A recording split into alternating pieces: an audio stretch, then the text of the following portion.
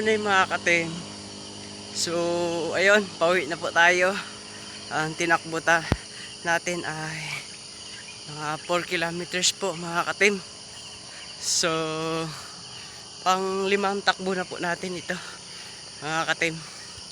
So ayan. Sa sunod baka mas malayo pa yung tatakbuhin natin.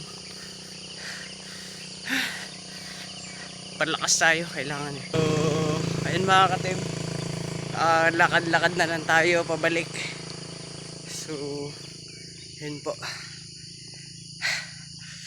bumalik tayo kaagad kasi pasok pa tayo sa work mamaya.